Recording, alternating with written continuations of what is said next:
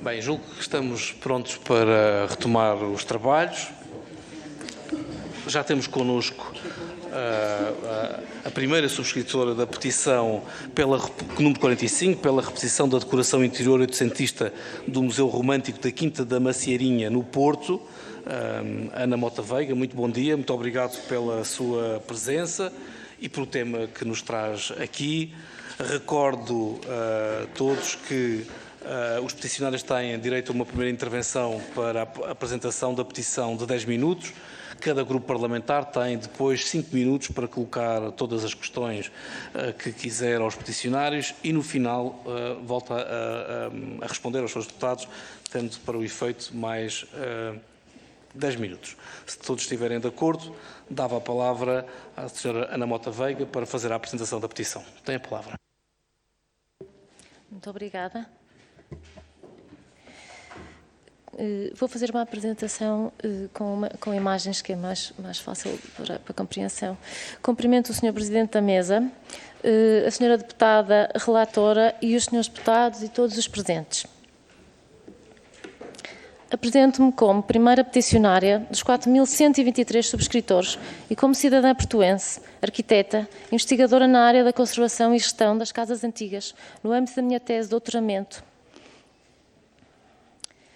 Esta é uma reação cívica assinada por portuenses e portugueses de todo o país, por profissionais reconhecidos da área da cultura, da arquitetura, do património e da museologia, por familiares diretos de escritores românticos portuenses, alguns proprietários das peças expostas, por professores que usavam o museu como um recurso pedagógico, podendo assim entrar com os seus alunos nos ambientes dos escritores românticos lidos em sala de aula e que fazem parte do Plano Nacional de Leitura, e também assinada por políticos de vários, ou todos até, diria, os quadrantes políticos. O património não tem cor, é de todos, e todos somos poucos para o salvaguardar.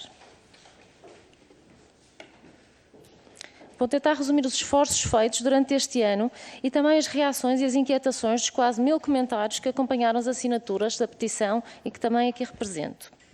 Foi um choque para a cidade quando, em agosto do ano passado, o Museu Romântico, que todos conheciam, deu lugar a um novo conceito performativo de caráter contemporâneo, temporário, esvaziado da sua decoração permanente oitocentista de sempre, que representava uma casa burguesa portuense do século passado. Foi um choque, na medida em que se esperava uma reabertura continuadora e não tão fortemente disruptiva.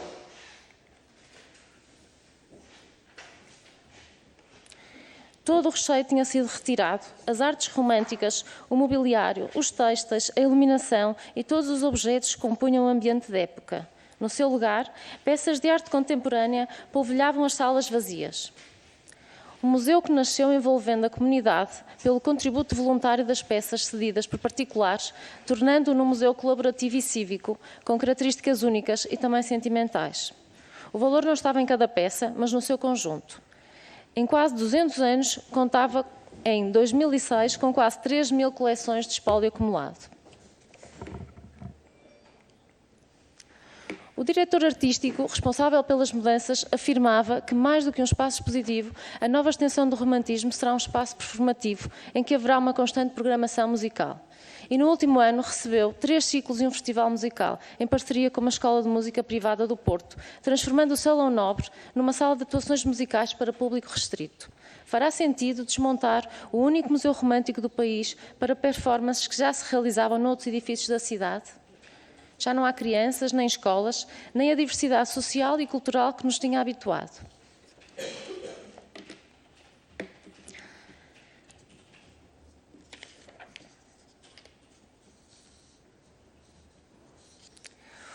O museu não tem que ser estático e quer ser evolutivo, mas foi consensual nos peticionários e na sociedade civil que uma alteração tão radical deveria ter sido discutida publicamente, ouvindo a cidade e os profissionais, o que não aconteceu. E as reações não tardaram. A petição pública, uma carta enviada ao Presidente da República logo quando da inauguração, pela herdeira de parte do espólio devolvido, uma carta aberta ao Presidente da Câmara do Porto pelo Grupo de Estudos do Romantismo, subscrita por 48 profissionais de Património e Cultura, uma carta aberta do Fórum dos Conservadores Restauradores, subscrita por 24 profissionais da Conservação e Restauro. Peço desculpa, mas está. difícil a passagem dos diapositivos. Seguiu-se a reação da comunicação social, dos jornalistas, dos articulistas e de várias figuras públicas que se pronunciavam contra as alterações realizadas. As reações públicas de políticos nacionais e municipais de vários partidos também não tardaram. Levantou-se também a pertinente questão de aferir se o investimento dos 500 mil euros gastos em 2018 para a requalificação e exposição permanente do museu, realizados com financiamento de fundos comunitários Norte 2020, terão penalizações para as contas da cidade, no sentido de se ter desmontado, passado tão pouco tempo, este projeto financiado. Ainda se aguarda há um ano que a CCDRN, enquanto entidade de gestão destes fundos, se pronuncie publicamente sobre a questão.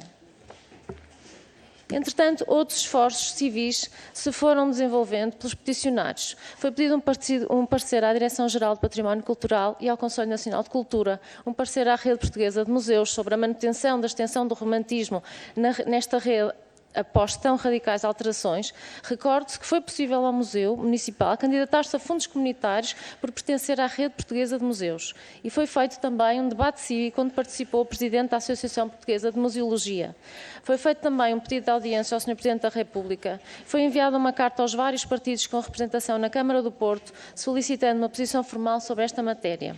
Foi feita uma apresentação na Assembleia Municipal do Porto, não podendo ser entregue esta petição nesta Assembleia, por impedimento regulamentar de exigência de moradas completas e residência no Distrito do Porto, quando esta petição extrapolou a escala local e se tornou num assunto nacional. Esta foi a primeira vez que se desmantelou totalmente o museu em Portugal e sem o conhecimento público. Abriu-se um precedente para que outras autarquias tomem medidas semelhantes noutros núcleos museológicos. É urgente, por isso, rever a legislação que protege os museus portugueses.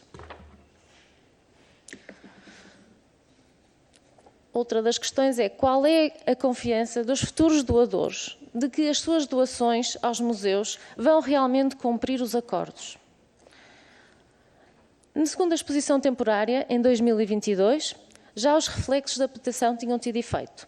O oratório do rei Carlos Alberto, fechado e em vias de desaparecer, mesmo despojado quase todo o seu recheio, tinha sido reaberto ao público.